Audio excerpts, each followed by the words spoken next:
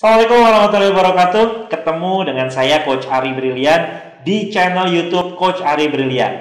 Pada video ini saya akan sharing kepada Anda bagaimana caranya ketika Anda buka restoran, Anda memulai bisnisnya dari bisnis nasi kotak. Nah, ini adalah pengalaman saya pribadi yang saya sharing kepada Anda. Saya beberapa tahun yang lalu buka restoran tapi tanpa modal. Karena saya nggak punya modal dan saya memulai bisnisnya dari bisnis nasi kotak. Nah, banyak orang yang mau mulai bisnis tapi bingung bagaimana modalnya, nggak punya keahlian, dan mungkin ini juga permasalahan Anda. Contoh misalnya, Anda saat ini pengen punya rumah makan, Anda pengen punya restoran, tapi permasalahannya saat ini Anda nggak punya modal uang yang besar. Permasalahannya saat ini Anda nggak bisa masak. Permasalahannya Anda nggak punya dapur. Nah, bagaimana cara memulainya? Nah, kali ini kita bahas. Jadi, saya dulu punya cita-cita, saya punya mimpi, ya, saya punya keinginan, saya harus punya rumah makan. Beberapa tahun yang lalu. Tapi saat itu, ya saya baru mulai bisnis sehingga saya nggak punya modal yang besar, ya, hanya punya modal ratusan ribu saja. Nah, kan logikanya nggak masuk akal. Punya uang ratusan ribu, tapi pengen bikin rumah makan. Nah, gimana caranya? Dengan modal ratusan ribu rupiah, ya, kita kumpulin modalnya, kita kumpulin keuntungannya, kemudian kita bisa buka rumah makan. Nah, ini real, ya, ini cerita saya, dan Anda bisa duplikasikan, ya, ke dalam bisnis Anda. Jadi gini, sebelum Anda buka rumah makan, sebelum Anda buka restoran, Anda buka dulu catering. Nah, apa cateringnya? Cateringnya cukup catering nasi box. Kan orang banyak ya yang memang ketika acara syukuran, ya, atau selamatan lah, ya, atau acara kantor, acara sekolah, atau acara apapun biasanya butuh yang namanya nasi kotak. Kalau di pabrik pun ya seperti itu, ya. Pabrik itu biasanya dapat makan siang. Nah, butuh yang namanya nasi kotak. Nah, Anda sebelum Anda mulai bisnis restoran, Anda mulai dulu bisnis nasi kotak. Mungkin pertanyaan Anda kan tetap aja, Coach, nasi kotak ya dalamnya makanan, berarti kan harus dimasak, berarti saya harus bisa masak. Butuh dapur, saya butuh modal yang besar. Nah, mindset Anda jangan di mindset produksi terlebih dahulu. Mindsetnya adalah bagaimana caranya kita bisa jualan tanpa harus modal besar, tanpa harus punya dapur. Jadi, apa yang harus Anda lakukan? Step pertama yang harus Anda lakukan adalah Anda riset dulu produknya. Bagaimana cara meriset produknya? Mudah, Anda jalan-jalan aja di sekitar rumah Anda. Contoh, Anda dapat salah satu rumah makan yang mereka jualan ayam bakar. Nah, ketika mereka jualan ayam bakar, Anda datang, kemudian Anda beli ayam bakarnya, ya, Anda makan di situ. Pas Anda makan, ayam bakarnya enak, sambalnya enak. Nah, ini tepat untuk menjadi mitra bisnis Anda. Nah, kata kuncinya tadi mitra bisnis. Kita akan jadikan dia mitra bisnis. Kemudian mungkin Anda datang lagi yang kedua, Anda mulai ngobrol. Siapa yang punya? Jangan-jangan yang punyanya itu yang lagi membakar ayamnya. Nah, ketika Anda tahu, ya, yang punya ayam bakarnya itu dia, Anda mulai ngobrol sama dia. Anda tawarin, "Pak, mau nggak, Pak, saya bantu jualin ayam bakarnya?" Kata kuncinya adalah mau bantu jualin. Nah, ini penting. Jadi Anda datang ke situ tuh pede. Kenapa? Karena niat Anda adalah bantu orang lain, bantu jualin. Bukan Anda ngemis-ngemis supaya orang mau kerjasama sama Anda. Nah, tolong diingat, ya. Jadi Anda tuh nggak perlu malu gitu. Kenapa? Karena Anda mau bantu jualin produknya dia. Anda bilang, "Pak, saya ini mau bikin nasi kotak." Atau nggak usah bilang mau, "Pak, saya punya usaha nasi kotak." Nah, gitu. Jadi pede, ya, bilang Anda punya usaha nasi kotak. Padahal baru kotaknya doang gitu, ya, usahanya belum. Nggak masalah, nggak apa-apa. Bilang aja, "Saya punya usaha nasi kotak, Pak. Nah, saya mau bantu jualin produk Bapak nanti masuk ke dalam nasi kotaknya. Saya mau jualin nasi kotak, tapi dalamnya ayam bakar Bapak. Ya, ada sambelnya, bahkan bisa ditambahin lauk yang lain. Gimana, Pak? Kira-kira?" "Oke, boleh kalau misalnya Anda mau bantu jualin." Nah, ini cakep nih. Ini peluang bisnis buat kita. Oke, step yang kedua adalah Anda lihat dulu di pasaran ya, menu yang mau Anda jual itu di pasaran harganya berapa. Contoh misalnya nasi, ya, ada nasi, terus kemudian ada ayam bakar, kemudian ada sambal, ada lalap, kemudian ada lauk tambahannya, misalnya tempe, tahu, atau tempe orek, misalnya 25.000 gitu. Ya, satu kotak itu misal 25.000. Nah, Anda tanya sama dia, Pak, kalau saya ngambil nasi ini, berapa harga dari Bapak? Nah, misal dia bilang 20.000. Nah, berarti kan masuk tuh, Anda punya selisih 5.000 rupiah. Ya, Anda punya selisih 5.000 rupiah. Ini manis banget gitu. Anda nggak ngapa-ngapain, Anda nggak perlu masak, Anda nggak perlu bau asap, ya. Cukup jualin aja, tapi Anda bisa dapat selisih 5.000. Bagaimana kalau misalnya dia bilang 25.000? Ya, Anda tawar.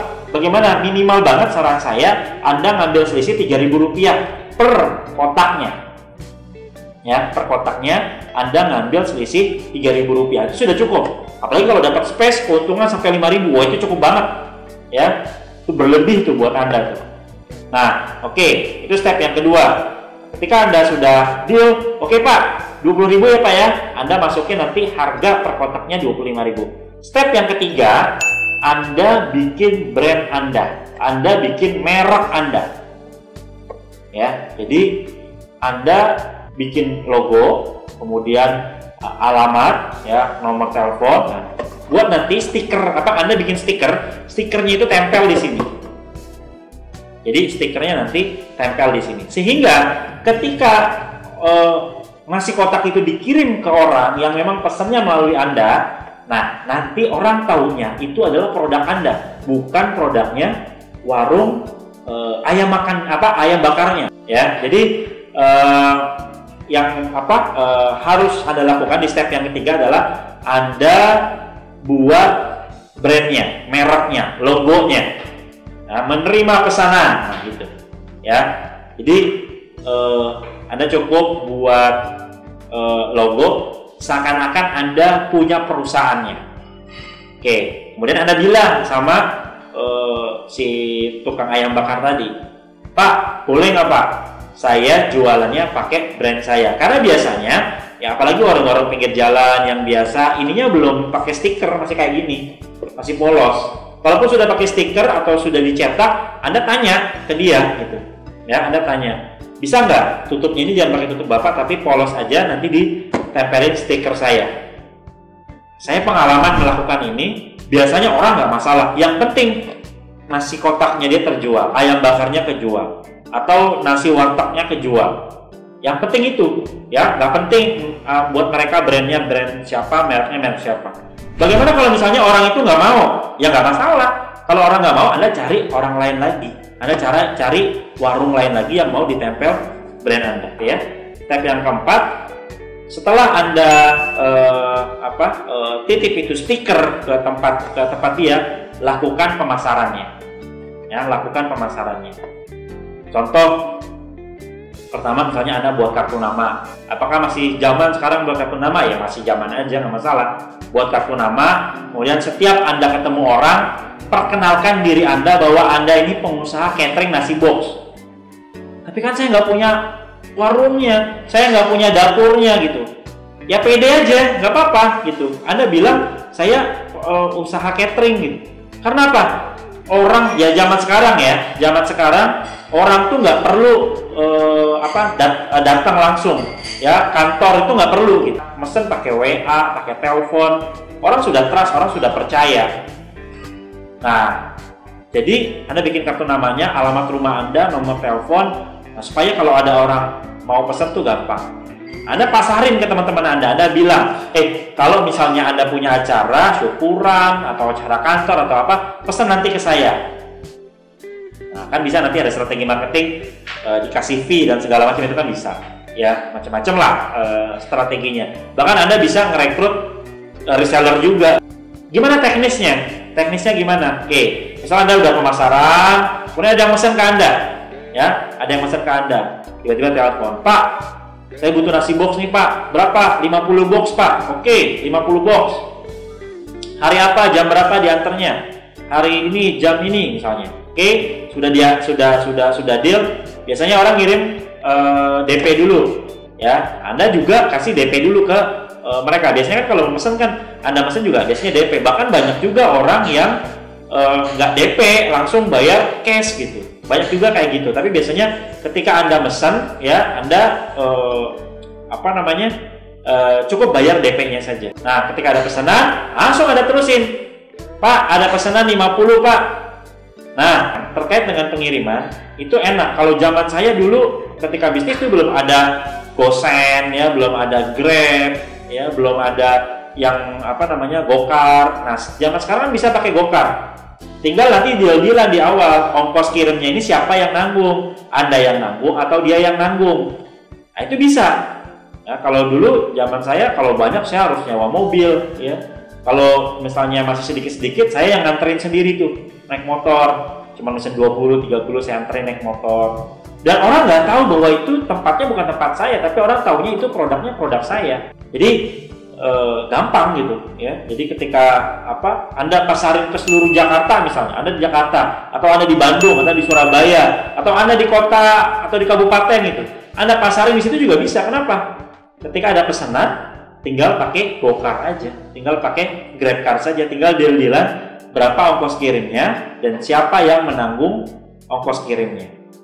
Nah, dengan begitu Anda punya usaha nasi box, Anda punya catering nasi box tanpa Anda harus buka dapurnya, tanpa Anda harus bisa masaknya, bahkan tanpa Anda harus punya modal besar untuk Anda memulai bisnisnya. Nah, dari sini Anda baru mulai kumpulkan uangnya. Sudah masuk, kumpulin uangnya. Mungkin Anda belum bisa bikin warung atau rumah makan, tapi karena Anda sudah dikenal sebagai tukang nasi box, ya, catering nasi box, Anda mulai buka dapur dari rumah. Nah, rumah Anda sekarang dimanfaatin. Jadi kalau misalnya sehari ini ada pesanan 200, 100-nya di rumah Anda, 100-nya di tempat dia. Sampai nanti rumah Anda punya kemampuan untuk produksi sebanyak yang memang dipesan sendiri. Nah, nanti di situ mulai menggulung lagi uangnya, baru nanti Anda kumpulin, Anda sewa kios, Anda sewa ruko, buka rumah makan di situ.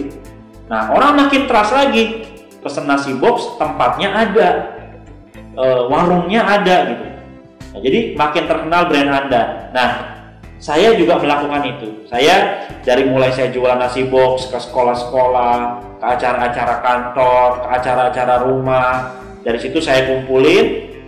Bahkan saya dulu nggak perlu pakai dapur rumah saya karena memang saya sama sekali nggak bisa masak dan sama sekali saya pengen dapur saya bersih. Nah, jadi saya waktu itu sewa tempat di kampus, ya, di dekat kampus. Itu murah gitu. Sewa tempat cuma 8 juta. Jadi beberapa bulan saya bisnis waktu itu sudah bisa saya buat sewa tempat, peralatan seadanya dulu. Saya mulai buka di situ.